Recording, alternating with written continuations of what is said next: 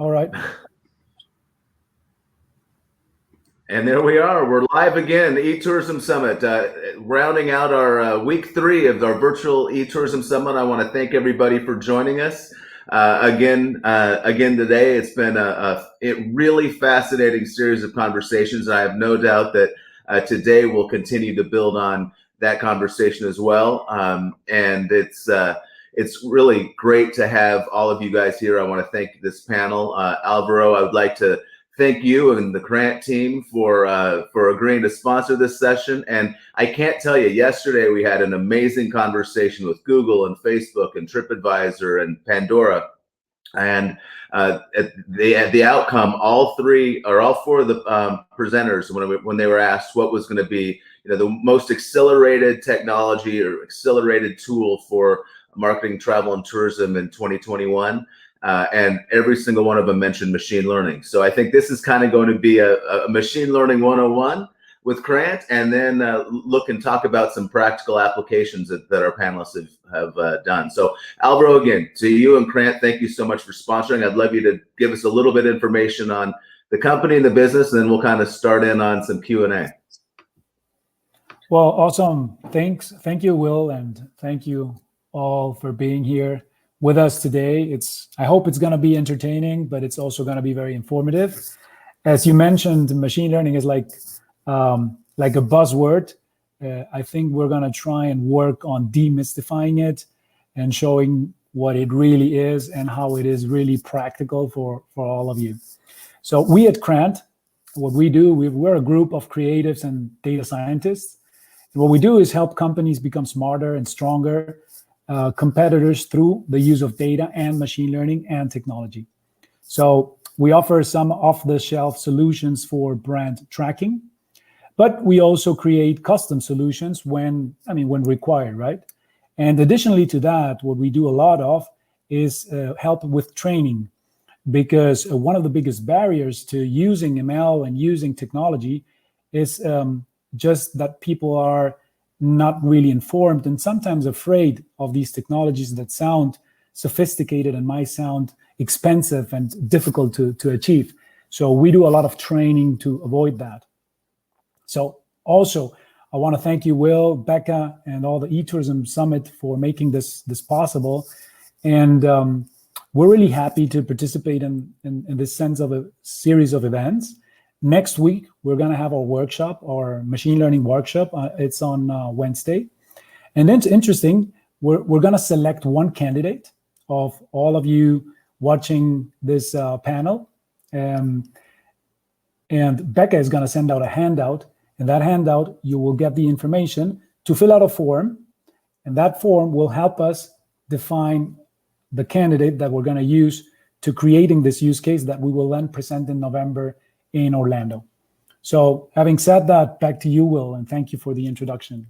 Alvaro, thank you. And if you click on handouts, the handout is actually up there as well, a little outline on Grant and how you can apply. I will tell you that, again, in this hour, we'll try to do a little bit of demystification of machine learning and artificial intelligence and prove that it's not out of reach. In fact, Alvaro did a test for us at eTourism Summit and just tracked the sentiment of our Twitter followers and the impact that they had relative to other kind of similar type of tourism marketing shows. It's fascinating information. But again, I think that we all probably have a lot to learn. One of the biggest questions that I always hear when people are talking about machine learning is, do I have enough data?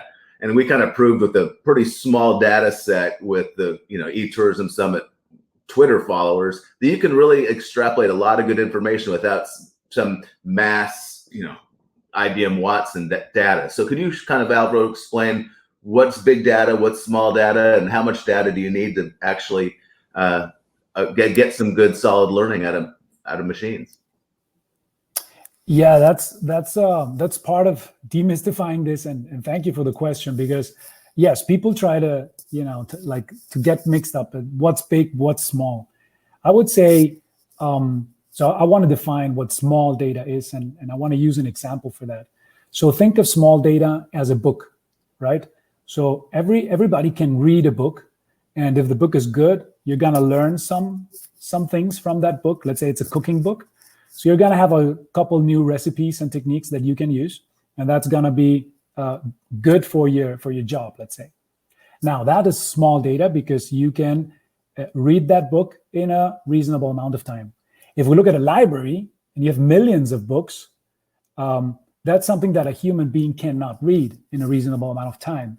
And that's where machine learning comes in and helps you to read all those books, millions of books, but more importantly, to analyze them and give you insights and find what's interesting in those books to make your decision-making process more accurate and more specific. So I would say that's like a good way to differentiate. Small data is like a book, big data is like a whole library.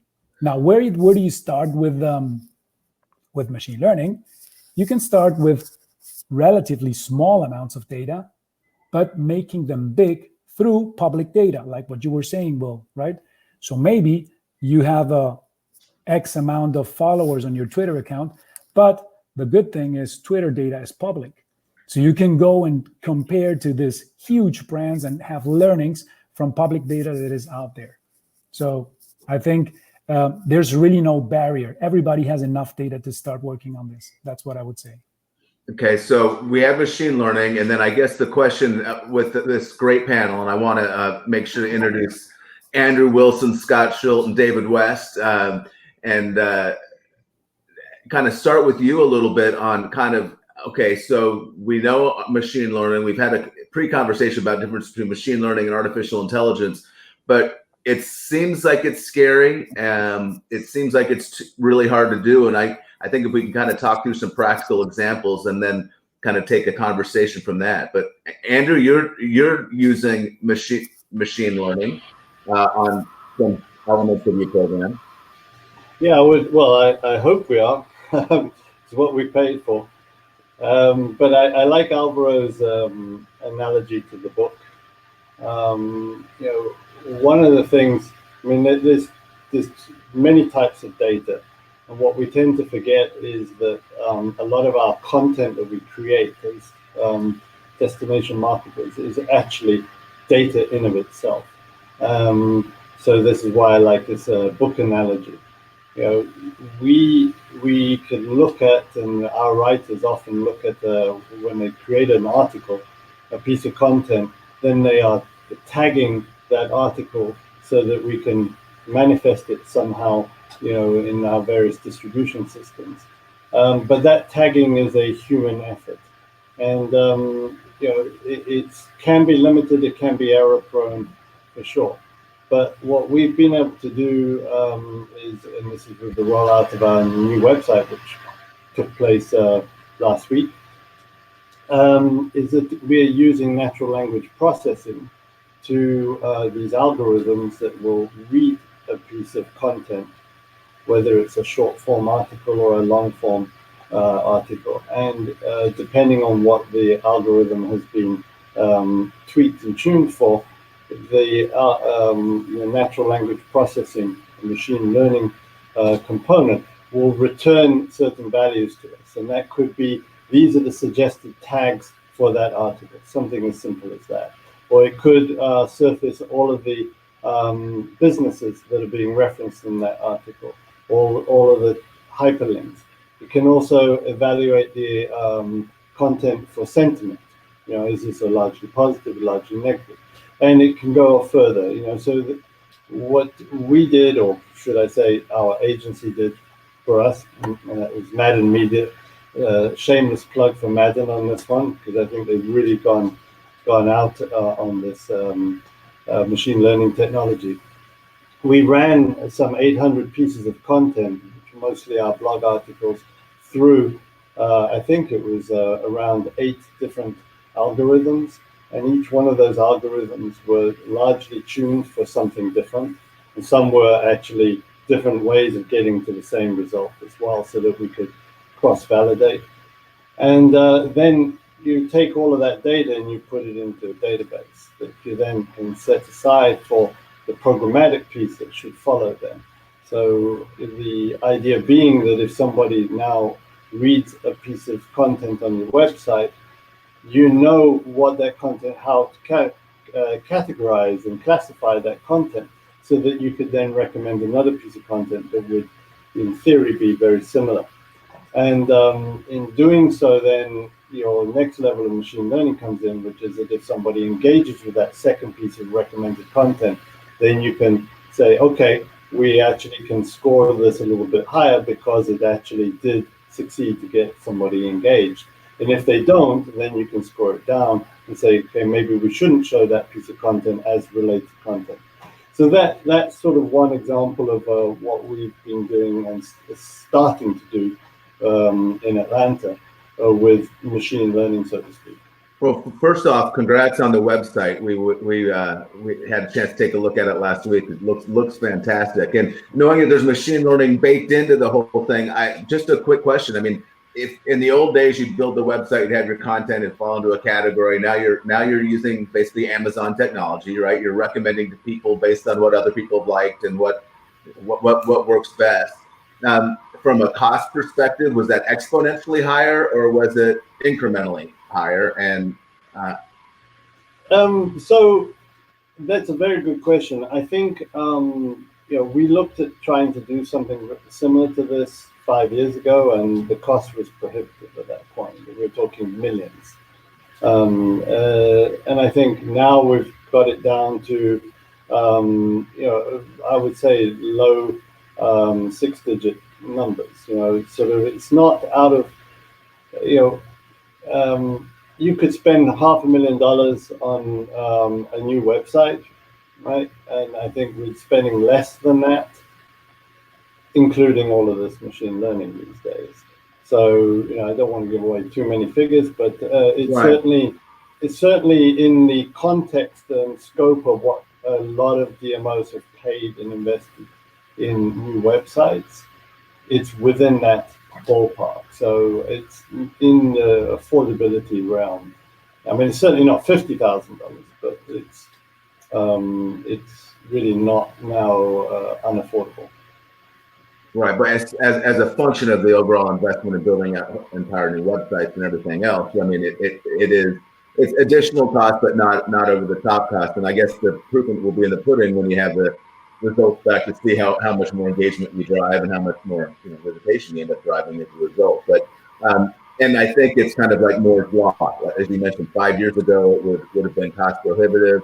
Today it's still maybe a little expensive on website development, but it's going to get twice as cheap and twice as fast every 18 months. So in 2021 we can anticipate that a lot of that's doable.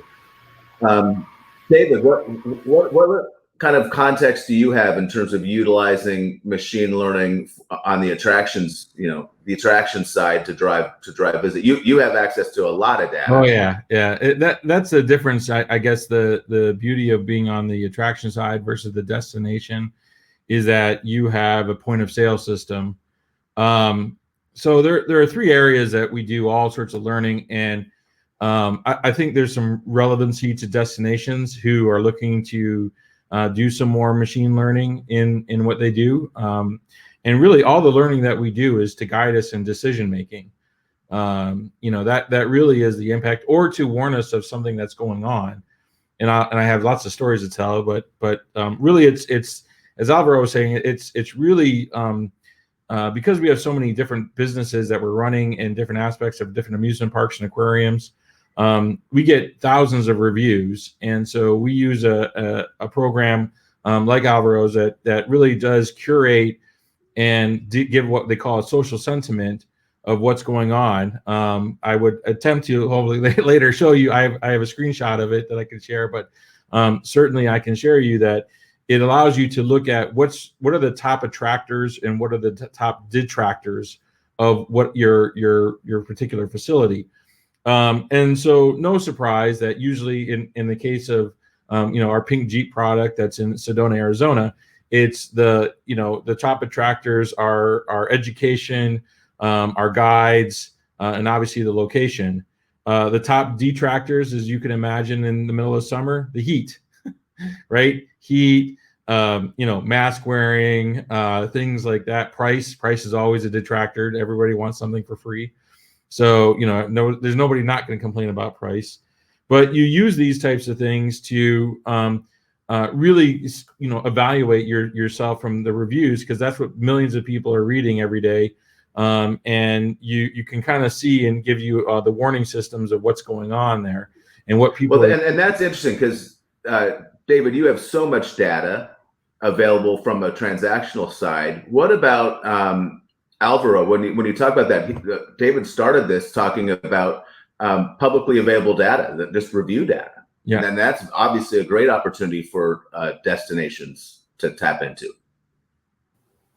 Yeah, and I think to David's point, just to add it, what he's doing is really awesome, because he's doing a mix, right, of primary data, so data that only David has because it's his transactional data, with public data, which is review data that everybody could access to. So when you start playing around with this, building like your data architecture and finding everything that is available and having the right questions that you want the data to answer, there's always a way, right?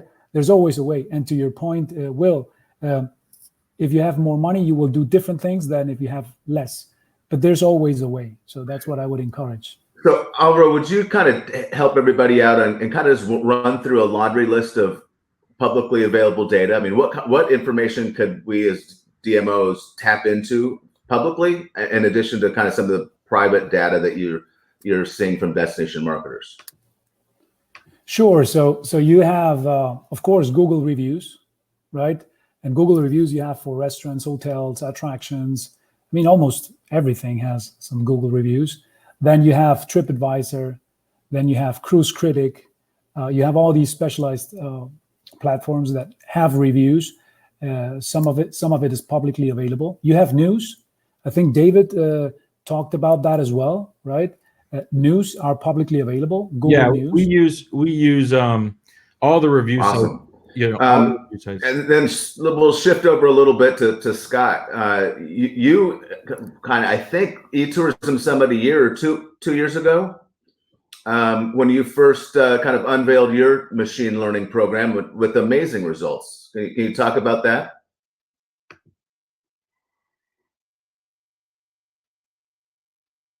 Oh, did I lose you? He looks frozen. There he is. Scott, you're Scott, did eTourism Summit a year or two ago? You Can you hear me? I've lost all communication from any questions.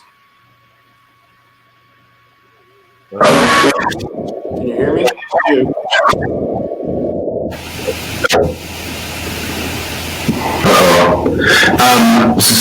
So Alvaro,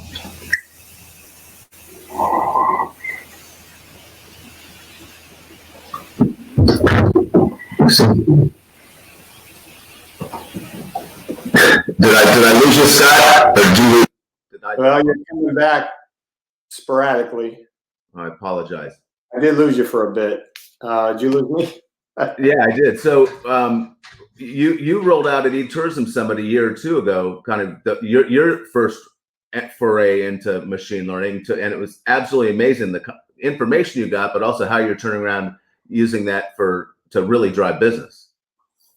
Yeah, and just to set the stage, and I'll try and do it quickly, we've taken really the CVB model and made it a destination-wide data org, if you will, so that we can actually get to what David talked about, to the transactional level. So we are tapped looking at data across 100 of our partners on our partners' websites and booking engines, and also into their guest history and the surveys that they send out for to their customers.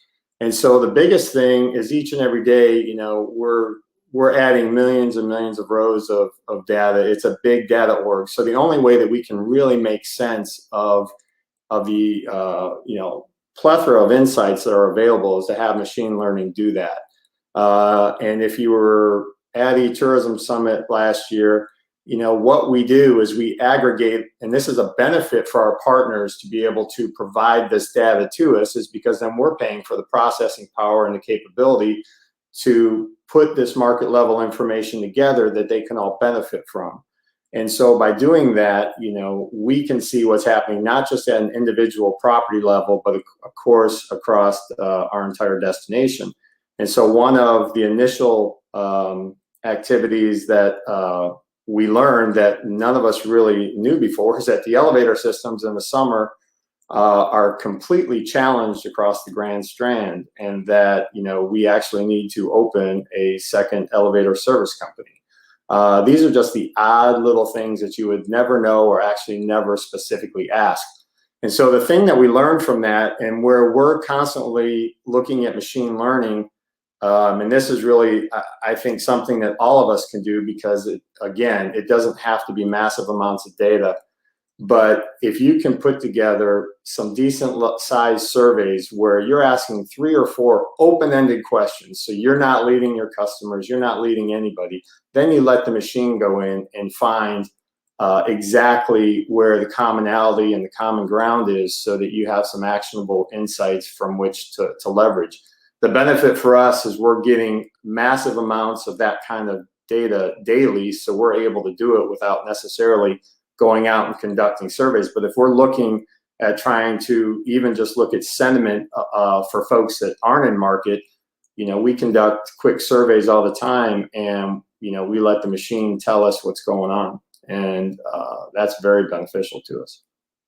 And for a DMO, you get a lot more information than most, primary information than most. How are you getting that?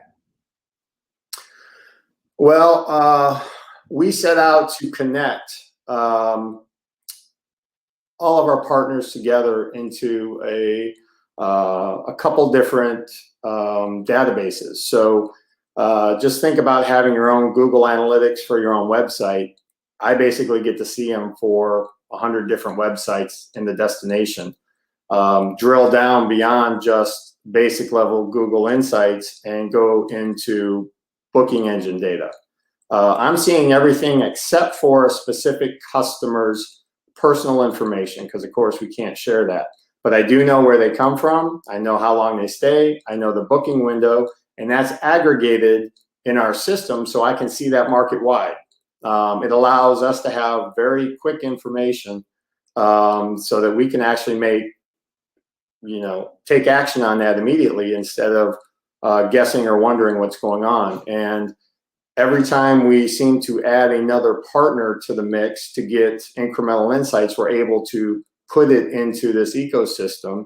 And now we've hired some data scientists to even help us with market modeling based upon a lot of information. So we get data coming into this system from the likes of Uber Media, so that we have the cell phone data, whether it's key data systems and their booking data. Smith Travel we leverage in a unique way, but that's all on top of the base level data that we're getting from each of the individual partners that we're working from, and basically putting all that together and then being able to pick apart what helps us.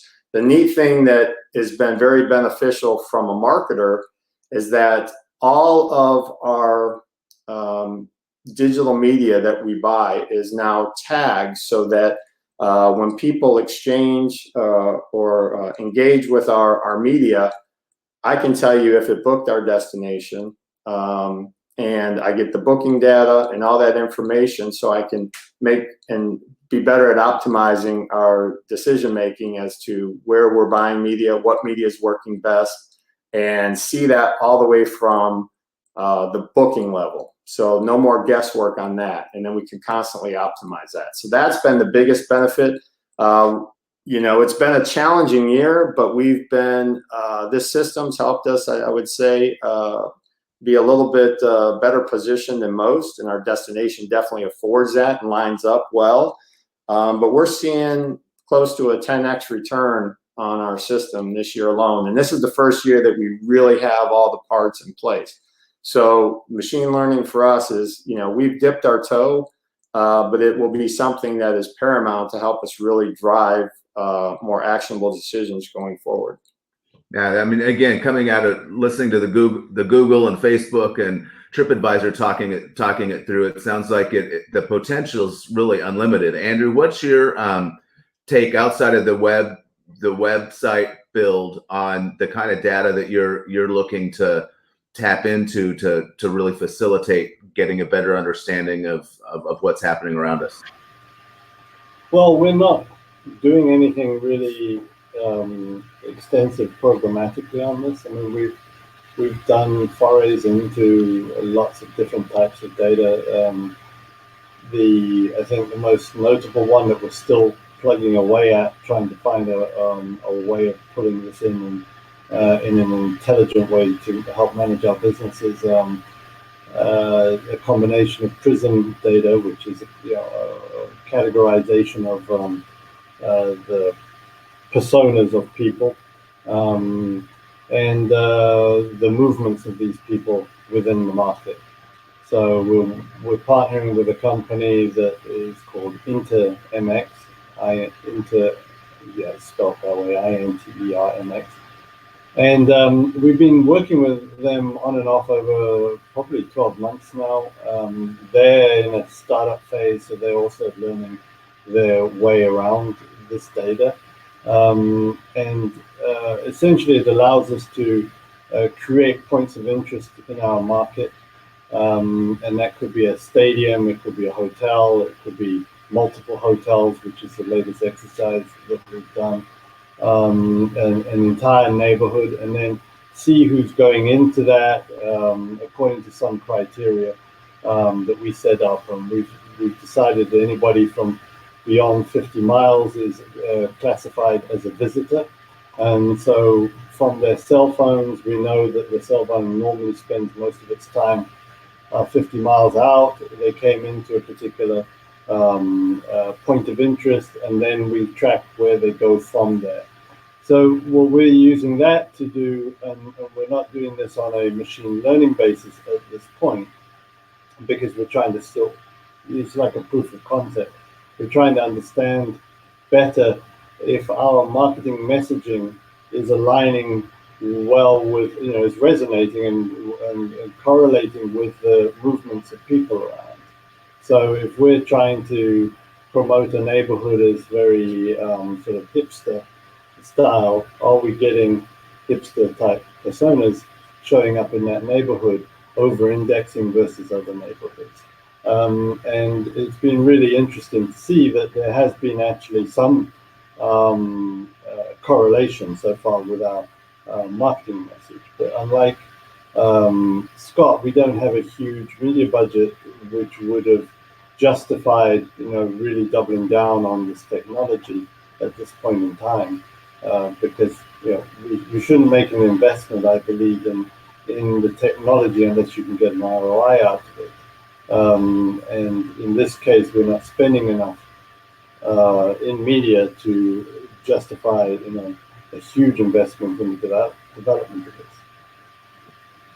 So Scott, Andrew's making fun of you having the big budget, but I guess the question for you, Alvaro, is from a marketing perspective. Give us you've got destination marketers are thinking about this as a great opportunity, but kind of the levels that are out there. I mean, in terms of sophistication and complexity and price.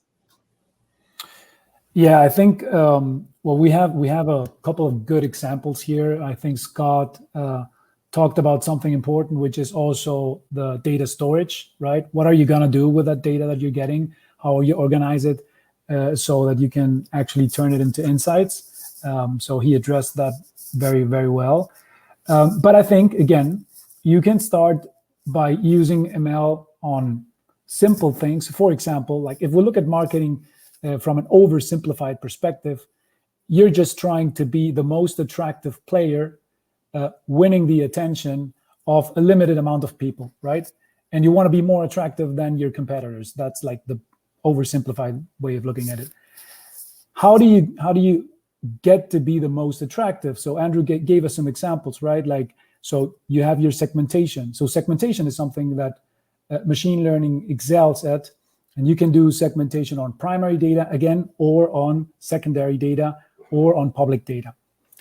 Once you have that segmentation, you can start looking at different things. For example, images. Images being so important in travel and tourism because you want to, show people what they're going to get from a specific experience. And images used to be not really data, right? Because we didn't have a way to turn what you see on an image into data. Now you can do that through machine learning. Now you can take an image and identify everything that is on the image, colors, forms, people, activities, all that, and turn that into data. And then you can see if what type of labels on those images are driving the behavior that you want. So basically coming to your destination or engaging with a specific content. So that's like a basic thing you can do with public data. So with Instagram data, for example, with all those images. So you can start at, let's say, segmentation is, I think, the first thing you would like to do.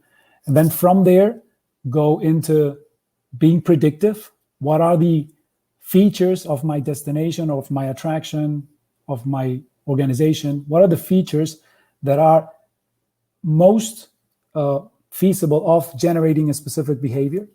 And then you can go into attribution and all these other things that you combine the data with transactional, and you start like ending up the loop, like from the beginning where you generate the attraction, you become attractive, and then you finalize with a transaction.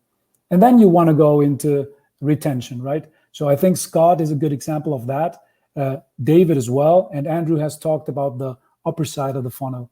So really, again, my invitation to everybody is this is technology that is affordable right now. So you can start doing like what Andrew is doing, proofs of concept with small amounts of data and really cheap, so that it doesn't become a problem for your budget. Right.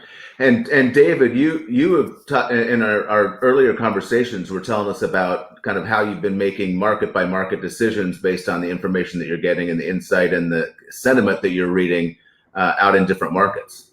Yeah, we use, I mean, just to sort of close the loop, we use the data that we learn not only from the reviews, but during the experience.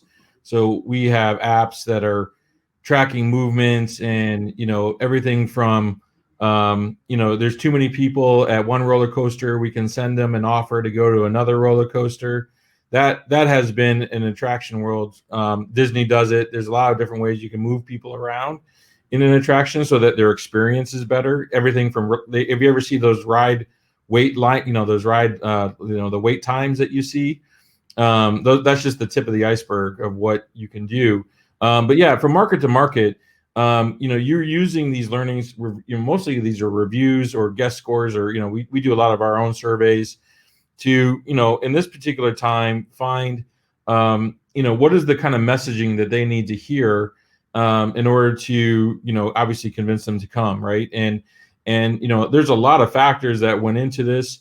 And so in the social, in the reviewing process that we do, you learn something like, and I remember, because we're all part of this Facebook group of mask versus no mask. And that was a big conversation. Do you have ads that have it or don't you? Right. And we talk about that all the time. Well, let the guests sort of talk about, what do you need to see?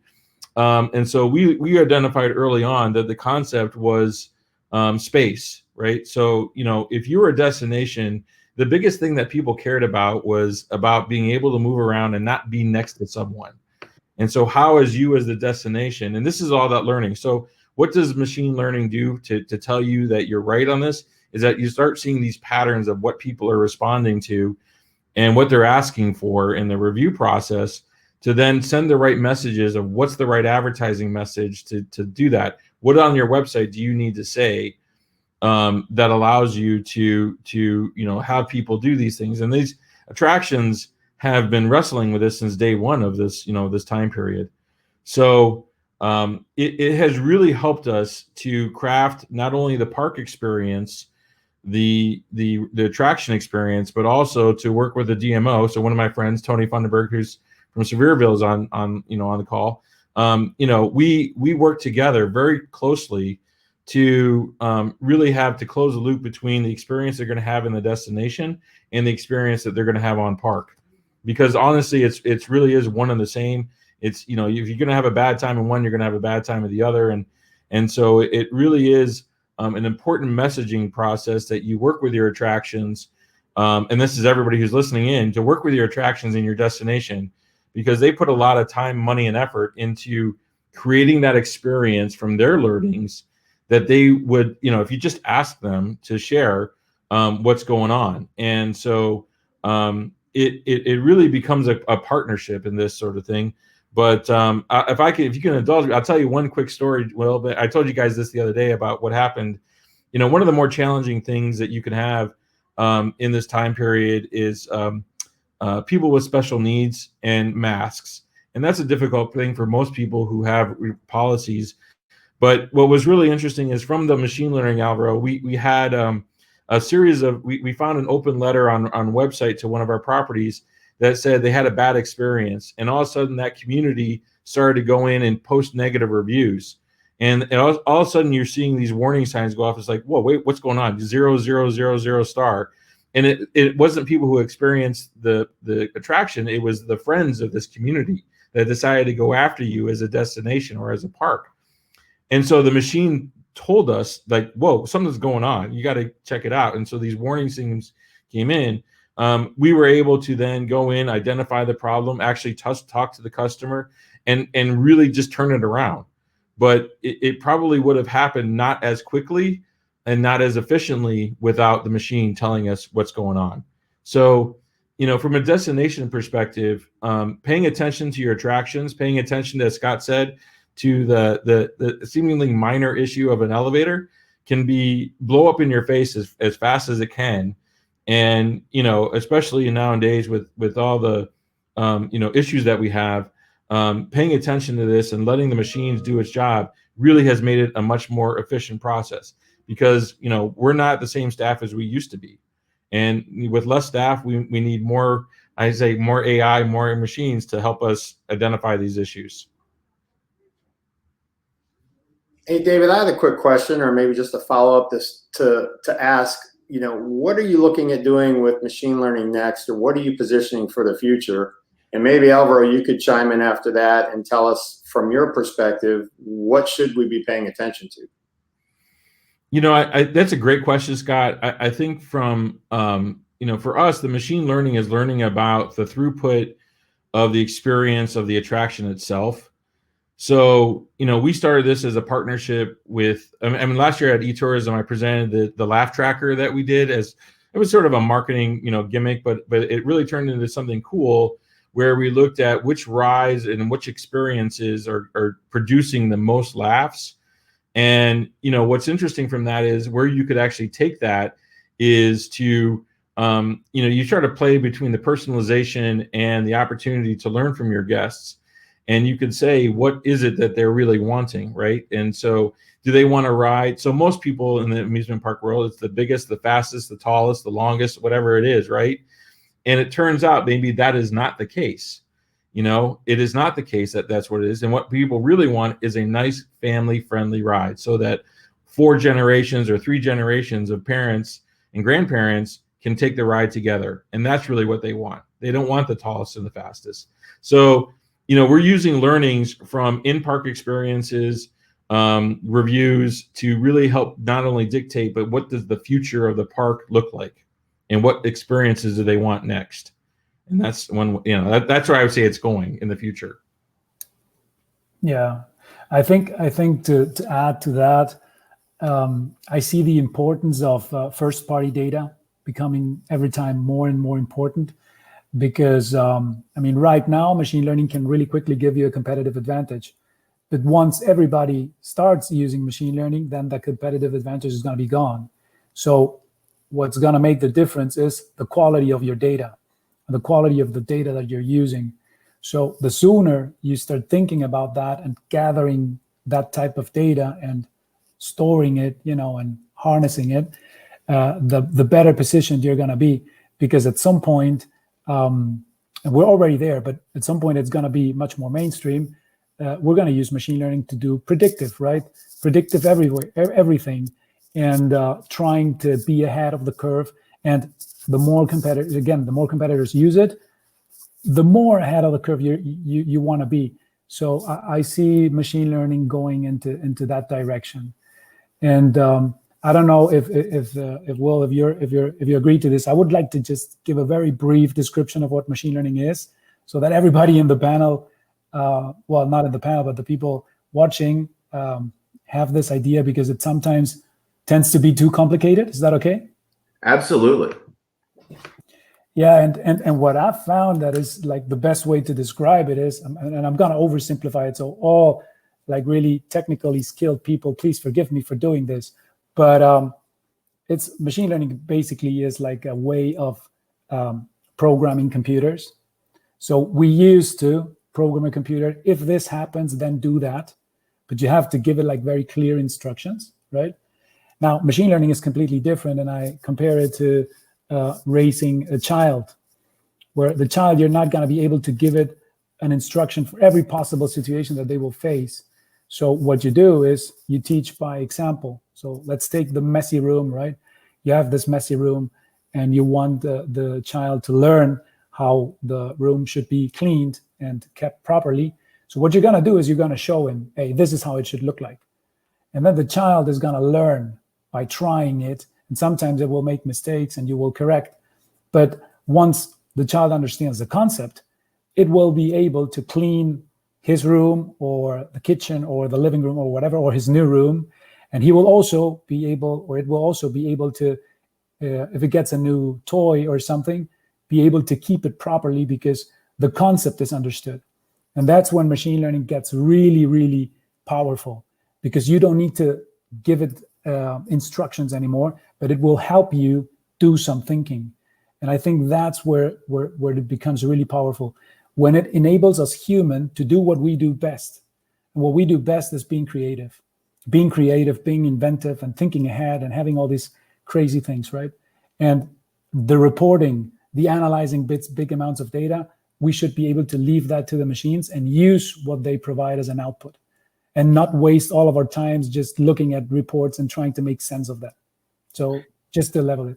Yeah, and Alvaro, we had a great question come in. And by the way, anybody that has any questions, I'm learning as we go just today. But if you have any questions, please throw them in the chat and we'll make sure we get to them. But a question from Ted Evers is just talk about publicly available data, how you can get it, what is publicly available, what do we have to pay for? Because there's so much information out there. We can really do a good job of identifying information on a lot of different levels. What all can we get, and what is public and what is paid for data? You want me to take that one? Please. So yeah, depending on for example, social media, every social media platform has like its own like terms and conditions. So we want to always be very respectful of that and comply to all the laws and regulations of privacy. So that's the first thing we need to say.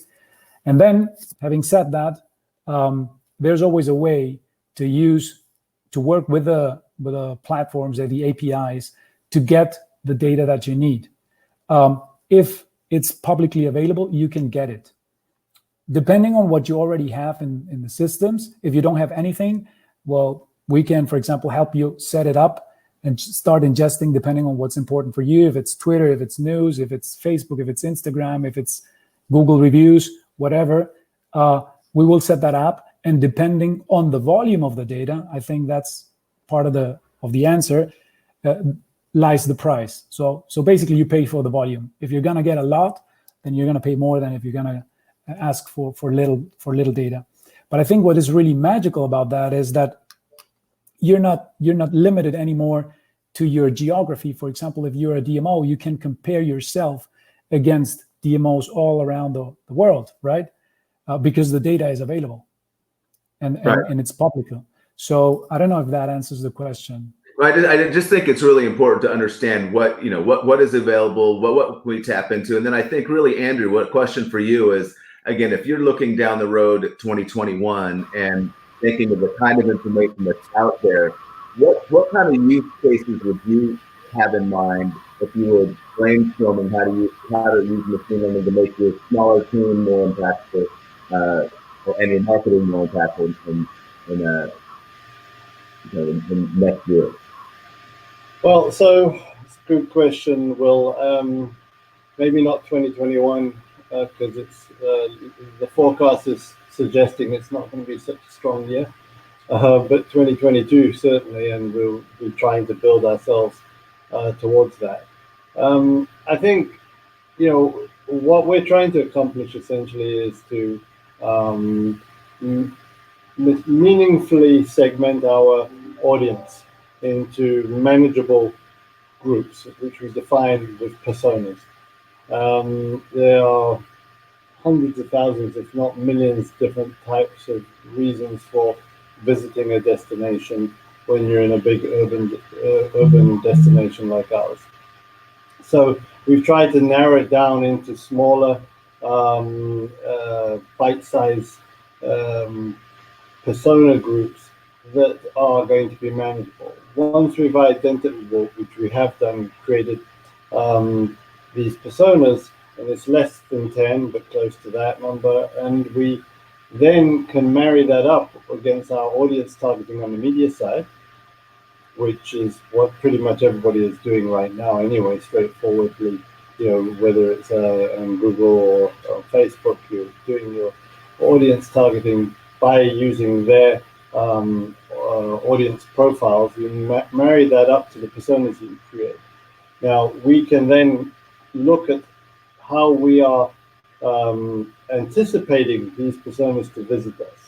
So if somebody is coming in with a paper trail or a digital trail that is shouting they're of a certain persona, and we start serving them content thanks to our machine learning based platform that we built on the website, validate that this persona is actually aligned, we can then look at, in the future, we can then tie that to an attribution model. So if you go and buy media for, like Scott is doing, on a certain audience segment, follow them through. Are they behaving according to that persona classification when they hit your website, when they interact with your content, and then do they follow through and convert to being a real visitor when they come into market? So what we still need to do is connect those three pieces together. And unlike Scott or David's situation, where they have a lot of first-party data, or through collaboration and partnerships have access to other partners' first-party data, Atlanta's not a market where we're probably going to be able to pull that off because of the size of organizations that are dominant in this market. But at some point, I'm sure through some partnerships, we will be able to do some attribution modeling, and that is a longer term goal, whether that's through a credit card company or an Expedia platform or something like that. Yeah, that's Andrew. That's awesome. I think I want to ask Scott now, because I think Myrtle Beach is unique among DMOs and the amount of access and the way that you've been structured for years and the partnership and program you've developed. But if you were to go to another destination, Scott, and that didn't have that was just kind of a normal DMO, how would you build, or how would you think about building AI into your plan? Yeah, that's a great question, Will. Honestly, I would start small. Looking for insights and trends that, a lot of times we think we know a lot about our markets. I can tell you, going through this process, a lot of things that we know, most of the time they're accurate, but there's so many things that you learn that you just don't understand unless they get boiled up for you somehow. And that's where the data allows you to be able to do that. And what Alvaro was talking about, you can start with publicly accessible data, and then you can start to see. I would try to build relationships in a new destination to see if we couldn't do some type of collaborative, just from an insights model. It doesn't necessarily have to be through to the booking path, but if we could just aggregate certain types of data that I think the market, and we're proving it out, is benefiting from.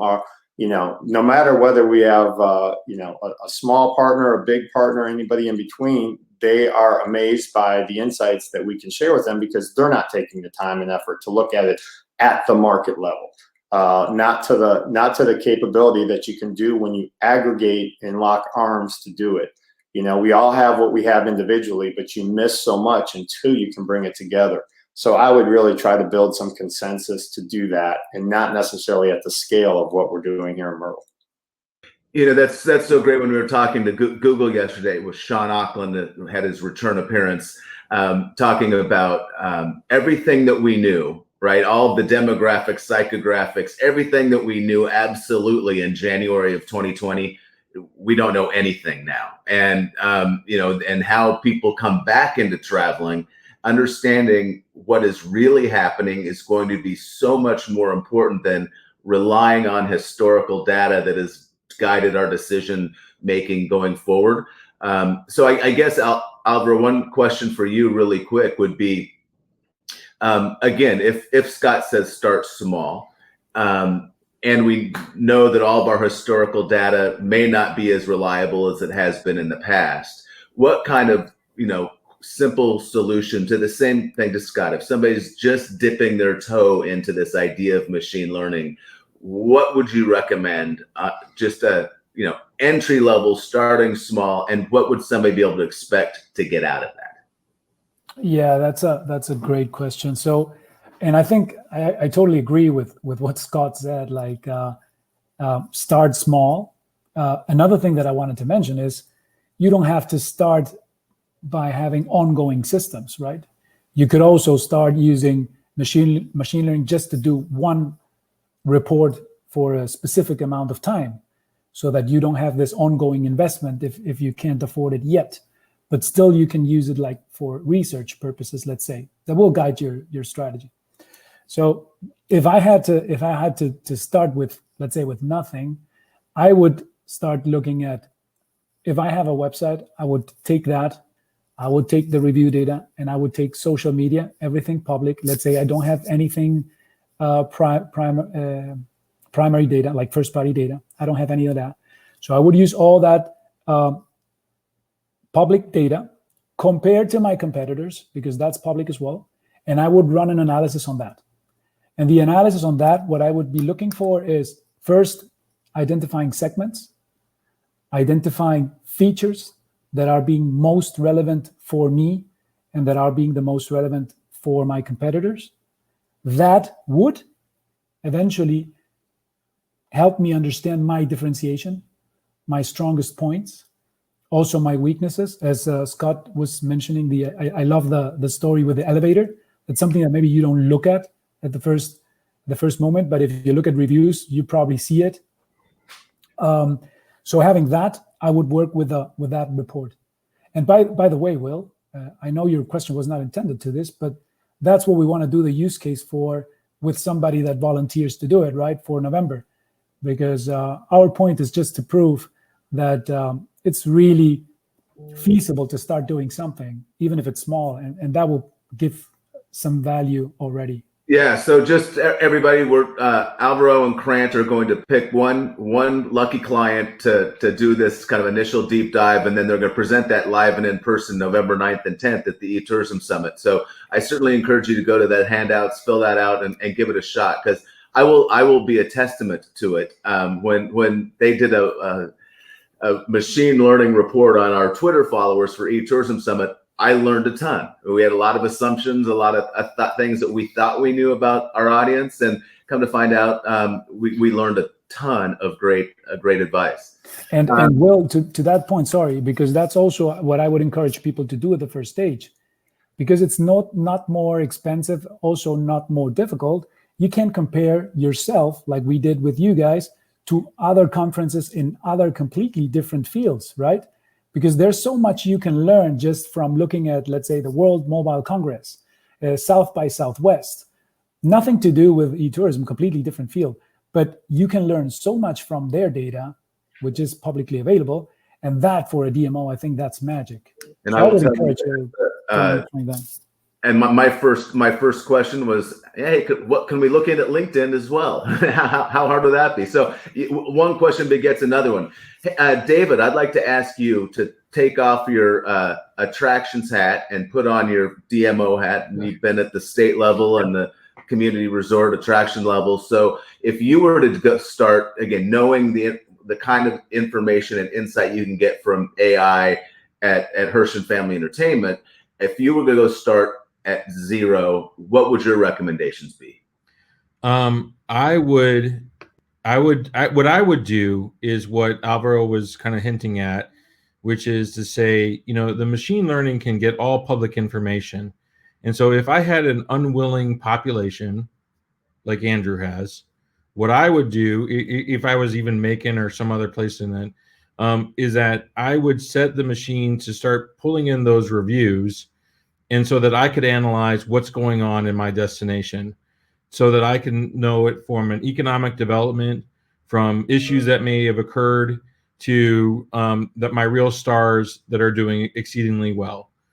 And maybe there's a segment that, and I always like to marriage between, because I think it's like, and Scott asked me this, like, what's the next thing, right? Well, in destination, what are we developing for? What is it that you need that's going to make tourism better, right?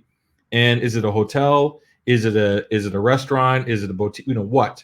And so your customers will tell you, and your destination will tell you, but you can't necessarily rely on your own channel as a DMO. You have to look at your partners' channels, and they're going to tell you and say, whoa, there's a lot of coffee shops here. I don't need another coffee shop. What I need is X, right? Or Y, or something like that. And so if I would start, I think the bones of what companies are using to analyze their own customers and their own patterns of sales is something that can really be applied to a DMO. It's not going to necessarily be easy, but I think you really could measure it, and you could get what I call the pulse of your city, the pulse of your community.